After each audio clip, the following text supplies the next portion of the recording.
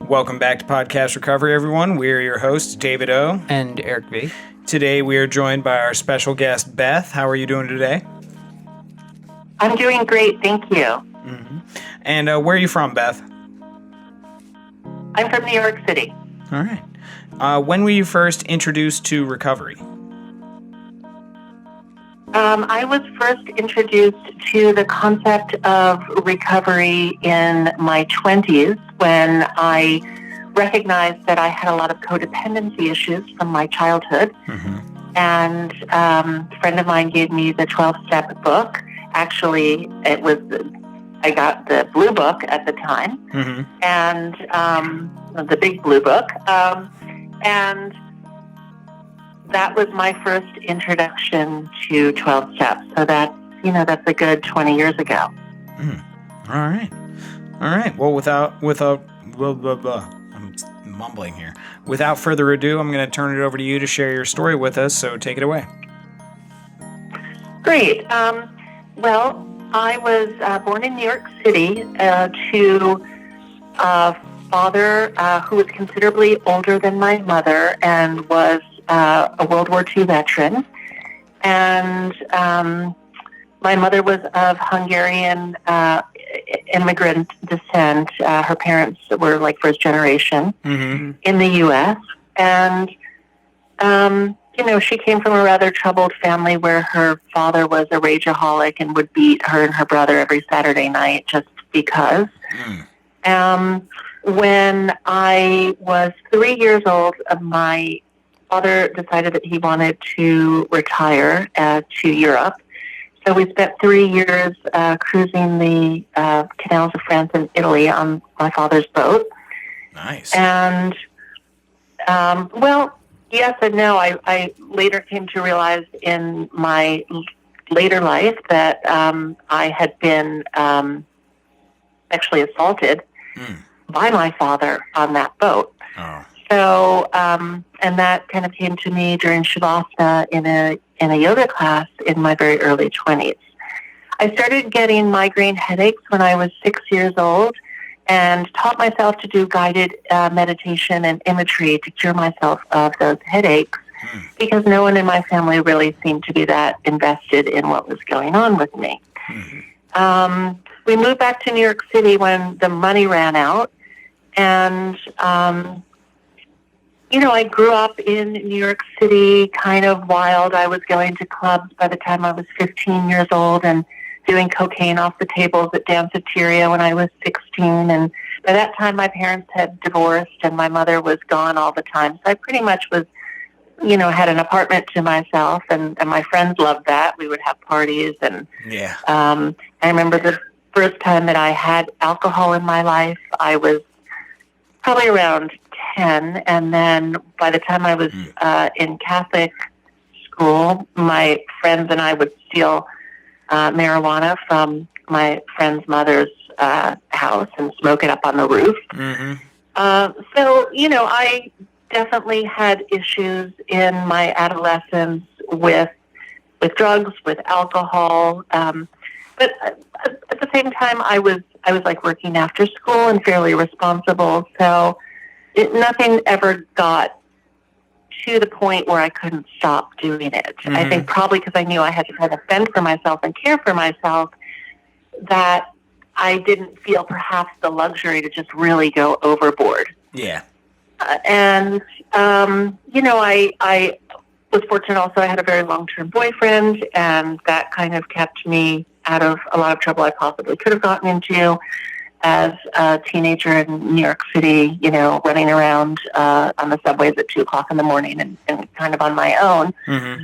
I went to college on Long Island. I moved back into the city for a little while, and then I moved out to L.A., where once again I was introduced to drugs, and people seemed to be freely, doing a lot of them.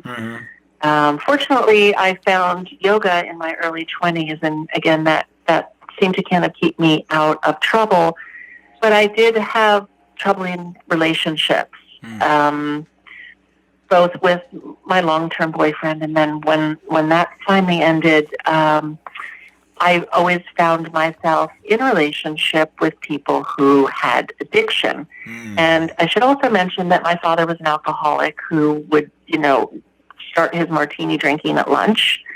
And I remember when I introduced when I was very young and I introduced my then boyfriend to my father, I told Peter, I said, "Don't mind my father, he's drunk."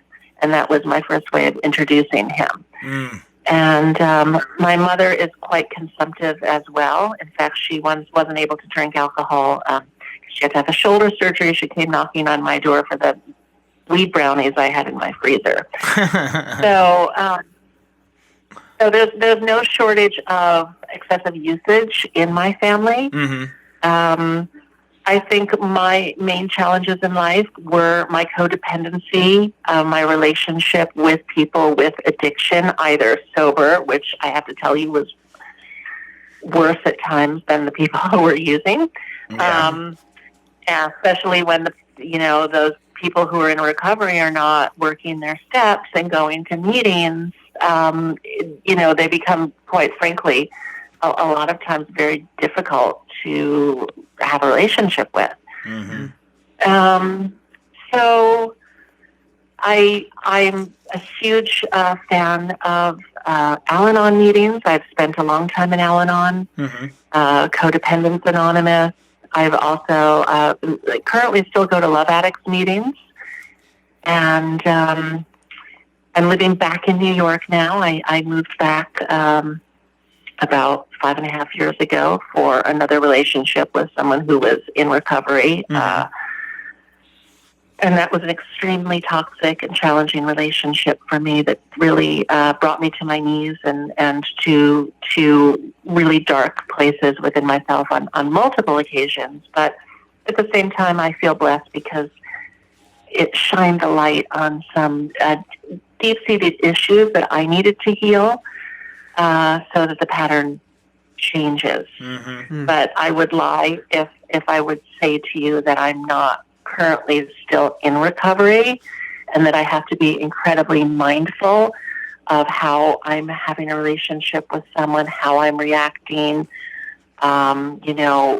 what the consumptive pattern is for whoever I happen to be involved with.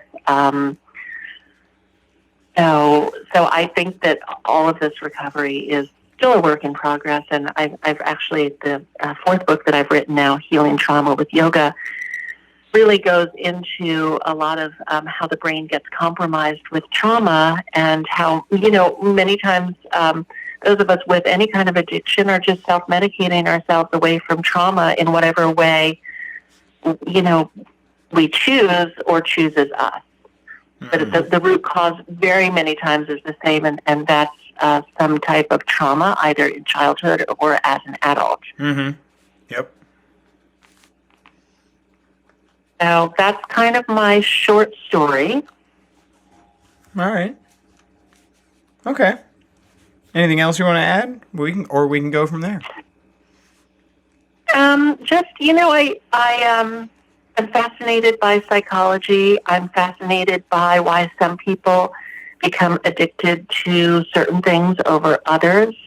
I think the topic of cross-addiction is one that needs to be addressed consistently and constantly, because it's so easy for things to shift from one thing to another.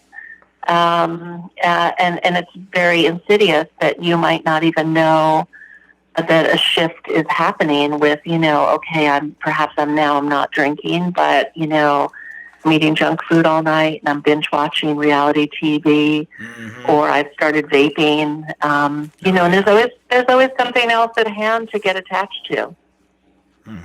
Always another self-soothing mechanism. Absolutely. And so I think that the road to recovery is definitely not only a rocky, bumpy one, but also it's almost like playing pinball. It's like that ball bounces off of the old-fashioned games. The ball bounces off of one side, and then it bounces off another, and then it bounces somewhere else. And, you're just trying to kind of keep the ball in play without it getting stuck anywhere. That's a great analogy. I love that. I do like that as well. All right. Well, I think we definitely have some questions for you. You want to lead her off, Eric? Sure. So I kind of want to go back to when you were talking about your adolescence, and I'm not a child of divorce. I know that, David, you are correct. So I can't really come from a place of understanding what that's like. But do you believe, you kind of spoke about how you went on this kind of run of being like a wild child running through New York. What effect, if any, do you think that divorce had, like your parents' divorce, had on your adolescence and kind of like shaping who you like were at the time and who you were to become? Well, I think definitely I had to grow up very quickly because after the age of 13, I was pretty much left to my own devices. My mother had boyfriends. She was out all the time. Sometimes I didn't have money to buy lunch. Mm-hmm. After I started working after school, I think that it contributed to my work ethic, which at times, one could call a work addiction because I work a lot, and that's something that hasn't really changed throughout my life. So I think it developed some good habits, but also if I had had some parental supervision, I'm sure that I wouldn't have been out at nightclubs till 4 o'clock in the morning, where, like I said, we were literally like 16 years old doing cocaine off a table at danceteria.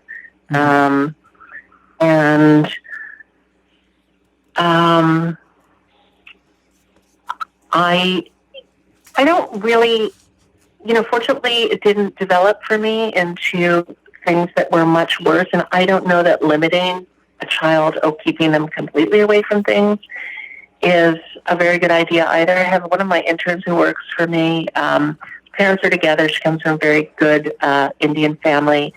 So that her parents let her have weed, and they kind of encourage that moderate approach to things so that children don't run out into the world trying to make up for lost time with everything they didn't get to experience. I don't think I would trade that part of my childhood. Yeah. Because it was definitely like those days in New York City will never come again. And, I had a good time. What can I say? It was fun. It was fun without it being hazardous, but it would have also been nice to have two parents who were together who would have told me, like, do well in high school so you can get into a good college, because the college that I got into, basically you needed a pulse to get into, even though I went to one of New York City's best, if not best, high school that you have to take a test to get into.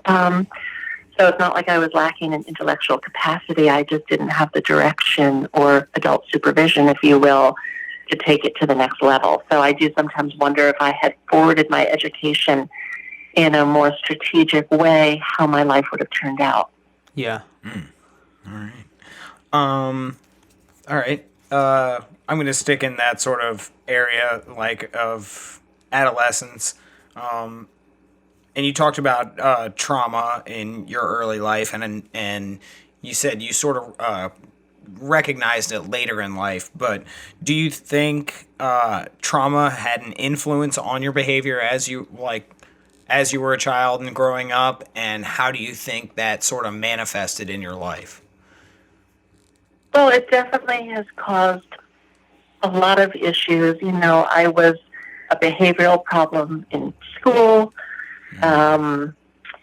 I was, kind of just really wild, running around in situations and different schools where there wasn't a lot of structure, because I didn't have any structure at home also. That wasn't a good thing for me. Mm-hmm. I've suffered with depression on and off through my entire life. Mm-hmm. And also, just putting myself into relationships that at times weren't the best relationships for me to be in, but just that kind of needing to cling to another person to feel safe, because I didn't feel safe as a child, and as an only child in particular. That is a definite result. I also believe that, the codependency, the people pleasing, being in relationship with people who have full-on addictions, it's all kind of part of the same story. Mm-hmm. All right. Back to you, Eric. So kind of sticking with that codependency theme for a second. And you just kind of brought it up. I haven't really been on. I don't know. I kind of haven't been on the codependent thing in a while. I kind of am in a good spot with that, I think. Maybe I just went too far off to the other side. But I am an extremist. Of course. So you mentioned people pleasing, and you kind of also mentioned that you can gravitate towards addicts for relationships. Now, is that kind of a need to fix those people? Because I can't remember the different types of codependence anymore, but I know there's like a fixer, there's a people pleaser. Like, why do you believe that you're attracted to people who have addictive tendencies or who are addicts? Well, one, obviously, it's reminiscent of my childhood, so a lot of the dynamics are similar. Some of the people that I've been involved with that were in addiction had very severe tempers, much like my mother, who had definite anger management issues and was a rageaholic. Mm-hmm. Yes, definitely the need to fix people, and I catch myself, now that I've done enough work, I catch myself not trying to do that anymore. And also, let's face it, codependents are really great at taking care of people, and addicts like to be taken care of. Yeah. So it's the perfect blend. Codependents are typically empaths. They're sensitive. They'll put their needs aside for another person. A lot of people who have addiction are narcissists. Narcissists love a good empath, a codependent. So there are a lot of gray areas that run with all of this.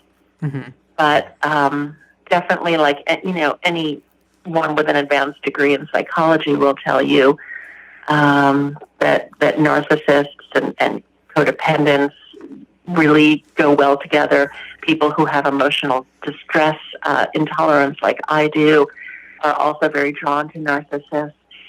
So, there's a dynamic there. There's a dynamic, and the work that I do also, I'm trying to heal people and which I guess you could say fix people, take care of people. I'm very much involved with animal rescue and animal rights, and that again is very much wanting to take care of the underdog, the literally, or the voiceless. Yeah. So I think that they're good and bad characteristics of being codependent. Mm-hmm.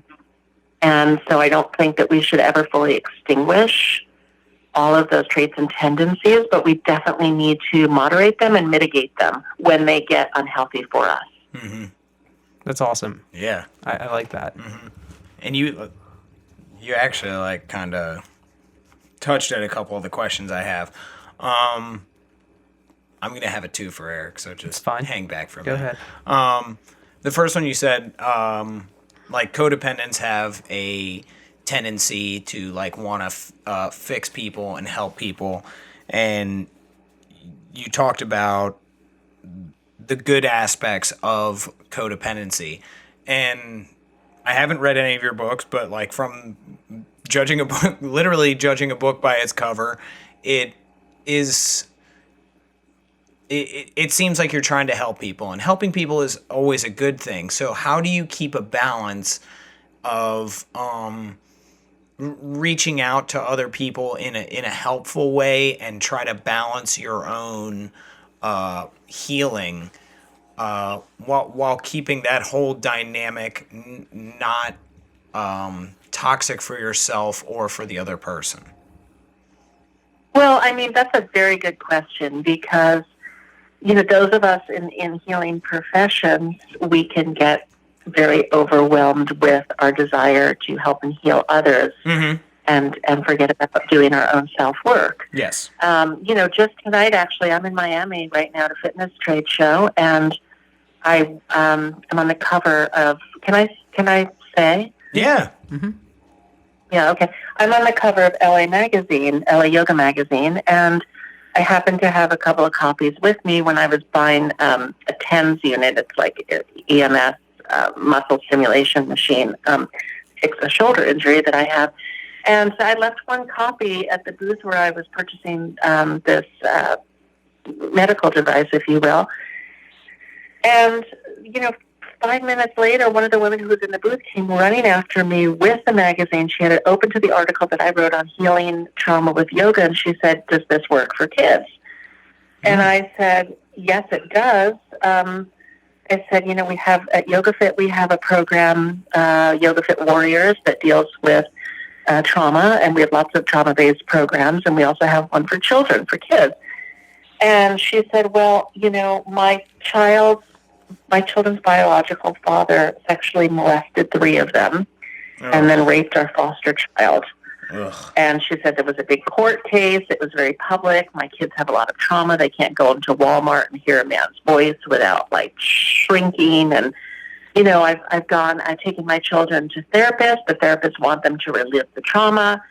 They've been medicated. I'm on the highest dosage of Prozac that they can give me because I have so much anxiety. I'm not sleeping. Mm-hmm.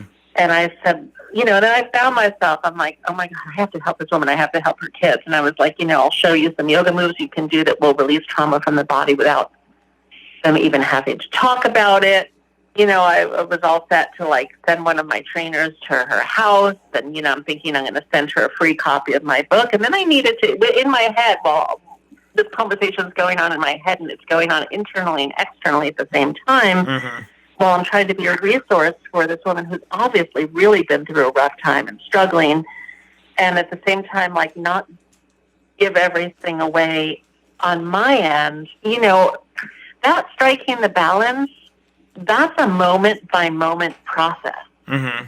And we have to be aware enough of your internal dialogue to be able to rein it in before it gets out of control. Yes. Obviously, I'm going to help her. Obviously, I'm going to find a YogaFit trained instructor in her area to connect her with. Obviously, I'll be a resource. But, I told myself when this book comes out, this is not a book that I'm going to be giving away to anybody for a variety of reasons, but in part because I share a lot of really personal stuff in the book, and it's not like a book that I'm going to give away at my cocktail party. It's like, hey, it's a pretty heavy-duty book on healing trauma with yoga. And it's not only me sharing my story, but it's also 13 other people who have had trauma, either as a child or adult-based trauma, and how, some of them turned into addicts, to alcoholics, or, whatever, and then how they healed themselves with yoga and other mind-body tools. But again, it's not necessarily something, it's just a very delicate balance. Yeah. It requires a lot of awareness. Yeah, absolutely. All right. And my next question is kind of it's not kind of, it's a 2-part question. So how do you recognize, because we're Eric and I, we love talking about cross addiction and dual diagnosis, all sorts of stuff like that. So how do you recognize your behaviors in any manifestation, whether it be drugs, alcohol, codependency, whatever? How do you recognize your behaviors and any of your red flags that are coming up as they're becoming unmanageable? And then how did 12-step recovery, how did you utilize it and help integrate it with yoga and all the other very mind, body, spirit work that you've done? Well, I laughingly say about cross addictions that, I'm probably a workaholic and I'm definitely addicted to exercise. Mm-hmm. But I also say if you can choose, I'd rather choose something that's going to produce revenue and make my body in good shape. Yeah. That's a bit of a joke, but at the same time, it's not a joke. Yeah. But, I've been known to exercise myself to the point where literally I'm exhausted and I'm sore and I'm grouchy and I'm depressed and I'm like a raving bitch responding to people just because I'm that fatigued. So, I would also be lying if I said that also yoga can turn into addiction too. But, is that such a bad addiction? I don't think so. I'm also a recovery coach, and when I'm working with people who are trying to cut down on their alcohol consumption and or stay sober completely, I take them to a hot yoga class every single day. And then I also really insist that they go to at least 5 meetings a week. Yeah. My challenges with in let's just say the past recent months around love addiction was not going back into the same relationship that caused me so much pain and trauma. I relive some trauma. And that I found that the Love Addicts meetings were incredibly resourceful for me. And the minute I made the decision when the last time the relationship ended that I couldn't go back again, I threw myself right into those 12-step meetings that I had gone to a few years ago during another breakup, but, didn't stick with because I went back into the relationship. And I went a couple of times a week and I formed a nice network of women, the women's group who live in my neighborhood in Brooklyn. And I have to say that, and I was able to recognize my progress from week to week to week, to hear myself in so many of the other stories that were being shared, and to go through getting out of the situation, going through the withdrawal symptoms, and they say that love addiction is worse than a heroin addiction, and I would agree. And that's probably been the most difficult sobriety that I've had to undergo and maintain and be successful with. So I've gotten a little bit off the question, but no, but that leads well into my question. Okay. So you were kind of talking, about or let's just say your last relationship, right? And you learn kind of different skills with boundaries and, how to set those boundaries with relationships. Now, when you enter a new relationship, are you assessing it and setting different boundaries depending on the relationship that you're entering into? So will the boundaries for your next relationship be different than the relationship you just, got out of? Definitely. I think with everything in life that we learn for the next one, I'm one of you said that you're very much of an excessive person. Yes, Eric is. I'm very much like that too. And so I have to, I have to slow myself down in relationship. I have to use a lot of my mind-body skills and be aware of how I'm showing up, how I'm reacting, what my expectations are, what I will tolerate, what I won't. Looking for red flags about, if the person could be an addict, and what would that mean to me. So I think that for me, fortunately, when a light is really shined on something to the degree that it was for me most recently, there's no way that you can shut that light off again. And so I wouldn't be letting the things that would just pull me without any kind of witness consciousness before pull me as quickly. Let's just say I'm a lot more cautious and a lot more slow moving. All right. Okay. Can you describe the feeling of surrender when you've recognized that like either a relationship has gone bad, with anything, like a relationship with a an activity or another person or some sort of substance. Can you describe the feeling of surrender? Like, is it a more of an anxious feeling, or is it like a liberating feeling? And to me, surrender is kind of both. I think like trusting the universe is kind of both. But I feel it's more liberating. I say the Serenity Prayer literally every day. It's become my mantra, and that's something that I never want to lose.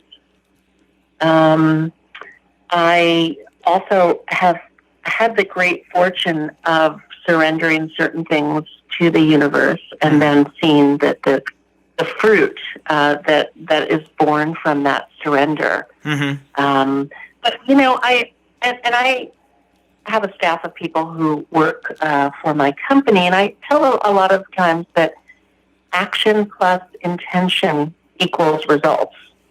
And I think with like surrender plus a plan equals success when it comes to staying sober from whatever you need to stay sober from. Yeah.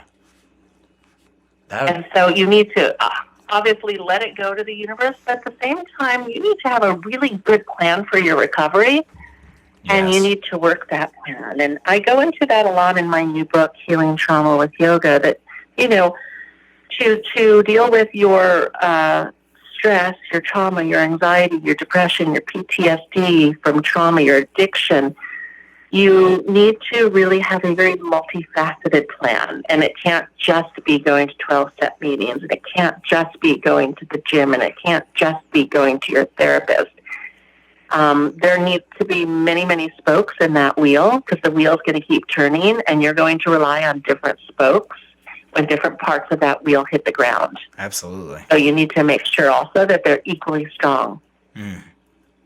Absolutely. That last couple minutes of everything you said was just spot on. Loved it. What do you got, Eric? All right, so you talked about mindfulness for a little bit earlier, and it's something that isn't always brought up, at least in fellowship recovery. But I know, for some of the treatment centers that I went to, especially the ones that were focused more on like mental, like illness and depression, and like eating disorders and stuff like that, there was more of a focus on, being mindful of a situation. So how has mindfulness, helped you in your recovery and being able to identify different aspects of your life? And, when you, like you were kind of talking about with like intentions and like, just being mindful, like how has learning that skill helped with your recovery? Well, it helps twofold. It helps in the moment, so you can catch yourself before you go too far off any edge. And it also helps, I think, to have time for contemplation and reflection every day, to kind of, look at your patterns and look at your past patterns, and then notice where you might be recreating them. I have a lot of friends who drink a lot. Probably some of them are alcoholics. A lot of people that I grew up with, their mothers were hiding bottles of Stolichnaya literally around the house. One of my friends, to this day, I've seen her, she gets really drunk. And one day I asked her, I was like, what's that point? Like, how many drinks is it where it turns from, hey, we're having a good time, to, hey, I literally can't walk home? And she's like, no, typically around 4 or so. And, while I'm not an alcoholic, I have definitely abused alcohol myself in my life a lot. So I also, for me, can recognize, like, if having a glass of wine every night becomes a habit, that's a habit that needs to be broken. If I'm partying too much on the weekends, that, needs to be cut back. It's the same thing with food, and I use this analogy a lot, because I've had times in my life when I was in college, too. I I was practically anorexic at one time when I moved out to California and was by myself, after college. I think that I was binge eating. So, I've been in a lot of different places without them completely taking me over, but I've been there enough to know what it's like. And so with food, it's like you can look at a really delicious chocolate cupcake and be like, that's going to taste really great. But the mindful part of me that has body awareness also knows that in 20 minutes, I'm going to feel like shit. I'm going to feel that sugar creeping through my veins. I'm going to get fatigue. I'm going to get that sugar crash, and it's not going to be good. So if people can have that body awareness, can have that mindfulness, can know what it's going to be like that. When I got out of the relationship that I was in that was so challenging, a friend of mine said, and I was really down. It was like 3 days later. I had to actually went to reshoot a few photos for the book at her house, and she goes, "You know how you're feeling now?" She goes, "If you want more of that, go back to that relationship." And that was a really nice thing that I needed to hear from a friend at that time. That I don't know if it stopped me from going back, but it definitely gave me a moment to consider. I don't want to keep feeling like this. And so, again, whatever your thing is, if it's drinking and you're waking up hungover all the time, you're like, I don't want to keep feeling like this. Or you're overeating and you're overweight, and you're like, I don't want to keep being fat. Or, whatever it is, if you can really feel that and then bring that before you go too far with whatever your thing is, that's to me the definition of mindfulness. All right. Great answer. All right. It talks about in the 11th step about a balance of prayer and meditation to get a closer contact with whatever our higher power is. So, and you're talking a lot about mind, body, and spirit. So I'd describe your spiritual journey, your spiritual path, and how you infuse it into your recovery and the balance of prayer and meditation in your life. Well, I wasn't raised with a formal religious program because my mother was Protestant. My father's parents were Jewish. They sent me to Catholic school, and then they sent me to Quaker school. So I wasn't given a program, which I think is actually a really good thing because I had to find my own path. And obviously I started my guided imagery and meditation at a young age because I had to cure my migraines. But, I started studying Eastern religion when I moved out to Los Angeles, Buddhism, Taoism, and those things very much resonated with me. And then as I got further into my yoga practice, studying Hinduism, Vedanta, also resonated with me a lot. So although my mother said they didn't teach me to pray, for some reason I remember praying to God as a child. I don't know if it was a repetitive dream or it actually happened. But definitely prayer is part of my daily life, and I pray a lot just to get out of my own way. And I also pray that I'll see the signs.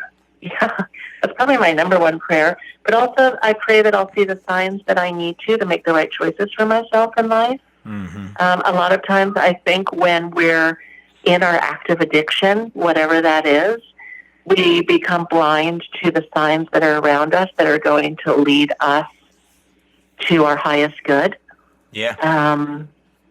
And, I can even just look back and think, wow, if I, hadn't shown up for this event, I wouldn't have met this person, so a lot of times when we're in our active addiction, and I can say just from being a love addict, we don't show up for what we need to show up for.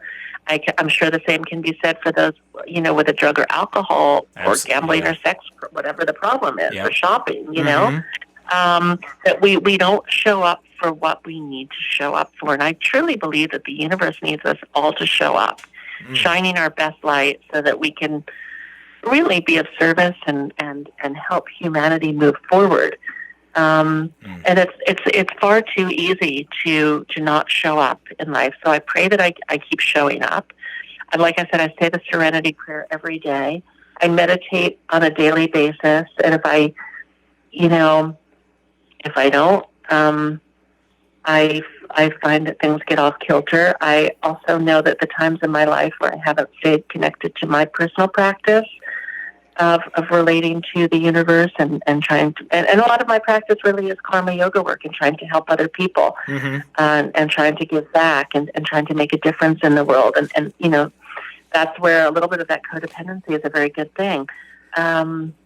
But definitely one of the things I love about the 12-step is the 11th step, and I almost wish that would be focused on a little bit more. And I also know, because I have also spent time at various recovery centers for codependency programs too. And I'm actually going to be starting a new business that helps people stay sober past their, inpatient 30 days, because I think we all can agree that during those first stages of being separated from your substance of choice or thing of choice, you're not in a position to be learning meditation and yoga, and you're not clear enough to even your body and your brain are still just struggling to rebalance themselves from severe imbalance and from what you're craving. Yeah. But I'm starting a new business that will help people maintain their sobriety with mind-body tools above and beyond those inpatient treatment centers, because a lot of people end up in rehab because just the wrong thing happened when they were indulging too much on something. Yeah. That's their bottom, and they end up there. But I for every one person that ends up in a rehab or treatment center, I can tell you, if I know personally probably 50 that could possibly be there, but just that one bad thing hasn't happened to them yet. Yeah. Yeah. Absolutely. All right. Well, I got one last question, and I think Eric has the Twitter question for you. So, what does recovery mean to you? Recovery means to me that nothing outside of yourself is holding you hostage. We have a word in Sanskrit, moksha, and it means liberation. And to me, recovery is liberation. It's moksha. It's freedom. It's freedom from the chains that bind. And that's what recovery means to me. It means freedom and liberation. Awesome. Perfect answer. All right. What's the Twitter question, Eric? So this is from Ashley Renton, or at Renton_Ashley, and it's a topic, and it's service. So how we're of service to others. So if you would like to start, Beth, just about the importance of service to your recovery, and how you go about being of service, you can start, and then we'll have a round table. Great. For me, service work as human beings is the most important work that we can do. I believe we're all here on this planet to help each other grow and evolve, so that hopefully our next destination is a little bit more pleasant and peaceful than this earth plane. So my company, Yoga Fit, is founded on service work and karma yoga. We make everyone do 8 hours of community service work, teaching yoga to a group of people who normally wouldn't have the opportunity to receive it, in order to get their level 1 completion certificate. So I believe from a business perspective, service is important. I do a lot of work with animal welfare, animal rights, spay, neuter, adoption. I believe that service work is so important for underserved populations, whether they're pets or the elderly or children. And if everyone could feel the joy of what it means to give back and be of service, I truly believe we would not have many addiction problems at all, because addiction is trying to fill a hole, and it's a hole that will never be filled from outside sources. Mm-hmm. And the best way for us to fill ourselves up from the inside out is to help another human being or animal. And the joy that brings is immense. The peace, the calm is beyond measure. And also there are many studies that show that the happiest people really are the ones who give back. Mm-hmm. And that giving back and being of service scores higher on any happiness reward chart than anything you can buy yourself or ingest, or any love affair that you can involve yourself in. It's when we have an addiction, unfortunately, we're coming from a place of deficit, and when we're being of service, we're coming from a place of abundance. And I believe that we all need to come from that place of abundance. Absolutely. Love that. Service and recovery. Or just in life in general. Coming into recovery, and I'm probably not alone here, probably a lot of our listeners can relate to this. I'll keep it on me. I had self-esteem issues. Like I was very down on myself. I was at my bottom, and it was the time that change needed to happen. And coming into recovery, I'd never attempted recovery before. I didn't know what I was doing. So like I'm asking my sponsor just blatantly, like, how do I do this? And how do I start feeling good about myself? And I'm going to channel him through one of my favorite quotes of his. And he just says, the way to build self-esteem is to do esteemable acts. And I was like, wow. And that's always just been very profound to me. And another one of like the fellowship cliches is always just like do the next right thing. And that's a process. Like in early recovery and just in recovery in general from anything, we're gonna make mistakes. But the point is, and like you touched on it earlier, was just showing up. And it's not just showing up for ourselves.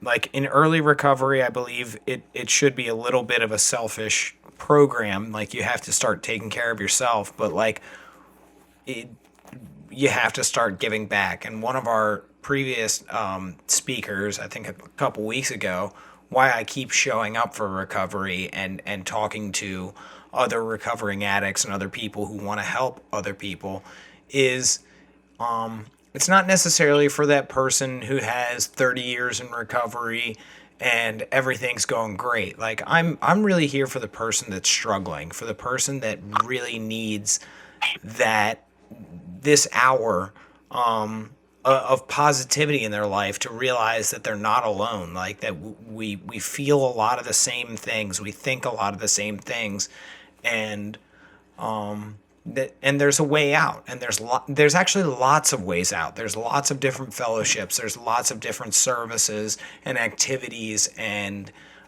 positive things that we can infuse, and that's what podcast recovery is all about. It's really just opening up those windows, like getting all the crud off those windows, letting some light into to these sick and suffering addicts, like whatever it is, gambling, food, sex and love, alcohol, like all it's pervasive in many areas, and we want to highlight them all and recover together.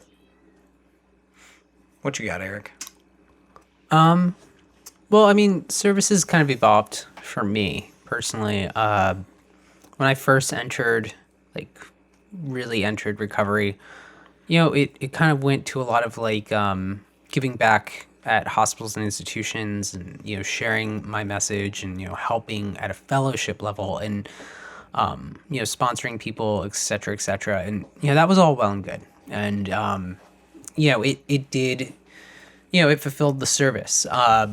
But as I evolved, the service kind of evolved, and I mean, this is more of the service I do now is with, podcast recovery and, trying to, whether it be through social media or through these, these podcasts or, other ways that, we're currently looking at getting, information and, accessibility and connection together. Yeah. Is part of that. But, from that point in recovery, that's kind of my perspective. But, one of the things I'm doing right now, and this is just a small thing, right, is I'm kind of purging my life of excess shit, essentially, of things that I own. And I sold a lot of it. I mean, that was kind of like something I've been doing the past few years, just selling stuff. And I'm kind of getting down to this point where it's like, sure, can I sell a lot of this? Yeah, but I mean, it's a lot of clothes, and yeah, I can do a Poshmark, or, create like a boutique type thing on like Etsy or something. But, kind of talking to my wife and like, talking with her about it, it's like, oh, we can donate these blankets to an animal shelter and they can use them. And we can donate these clothes to something like the Helping Up mission in Baltimore, so that, people who are trying to get back on their feet have clothes. We can donate these books to like a church, or some other organization. So, I, with kind of like, gear centric stuff and, more of like vintage things. Yeah, I sold them, but now, it's like, well, that's great, but I can give this stuff a second life to people who really need it instead of trying to squeeze an extra dollar out of it. Ooh. Right. So, I can grab the revenue, but I think it's going to make me feel better to know that people who really need the help are going to get something that hopefully helps them. But that's just like right this second, like I've been thinking about. Yeah. Love it. No, that's beautiful. I think that for all of us, and I actually put something like that in my book, there's so many ways to be of service that don't cost anything. And one of them is donating your old sheets and towels and blankets to the animal shelters. Mm-hmm. We euthanize over 10 million dogs and cats every year in the United States, while people are still out buying dogs and cats. And no one's really fighting for those animals' rights. Yeah. So, not to mention the cost to the taxpayer, but that's a whole other conversation for a whole other podcast. Yeah.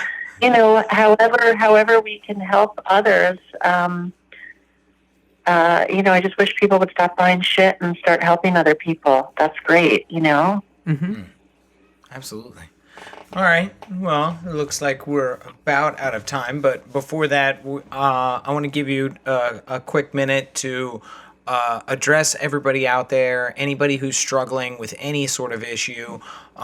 What message of hope do you have for them? The message that I hope that everyone who's struggling will hear and get is that there are so many different tools that you have available to you to maintain your recovery and enhance your sobriety. And a lot of these tools are free, and we don't recognize we have them many times, whether they're meditation, breathing exercises, clean eating, yoga. Obviously, I'm a huge proponent of standing on your head for a while, but there's so many different biohacks that exposing yourself to bright light, or red light if you can get that exposure, weighted blankets. There's so many different tools that you can use that in your tool basket to help maintain you on a daily basis. And it is one day at a time, and every day we're going to need something a little bit different. Maybe one day it's a B vitamin shot. Maybe another day it's a guided meditation while being covered with a weighted blanket. Maybe another day it's a yoga class. Maybe another day you need to go out for a 5-mile run. So to really understand all of the different tools that you have, and even though you're in a lot of pain, to just be able to pick them up and just try this for today, will lead you to a better tomorrow. Love that. you like that. All right. Well, we would like to thank our guest, Beth, for joining us today. That's our lovely golf clap Thank for you, guys. And Beth, It's been a pleasure. where can we where can our listeners find more information on you and your books and your effort with Yoga Fit, and where can we find more information? Well, you can, if you're interested in Yoga Fit trainings or conferences as an individual, you can go to yogafit.com. If you're interested in biohacks and tools for recovery, clean eating, go to bethshaw.com. And if you're interested in any of my books, you can go and find them on Amazon. And my latest book, Healing Trauma with Yoga, is going to be released from Cardinal Publishing this in November, actually. So you can find that on Amazon. All right, cool. That's awesome. We really appreciate you joining us tonight. You did a great job. Thank you, guys. I appreciate what you're doing for everyone. Keep up the good work. We all need to be pitching in. Thank you. We appreciate it. All right. Thank you. Here at Podcast Recovery, we are aiming to expand the scope of support for recovering addicts. Accessibility and convenience of helpful services is paramount to combating addiction. We work to bring the message of recovery to every addict, wherever and whenever it is needed. We believe that a powerful voice of recovery should be obtainable, practical, and at the touch of a button. Every addict deserves to hear a message of hope, and Podcast Recovery is here to provide it. All right, everybody, follow us on Twitter, follow us on Facebook, check us out on Instagram coming soon, and our speaker, Beth Shaw, and all her great work. But most importantly, everybody out there, stay safe and stay clean.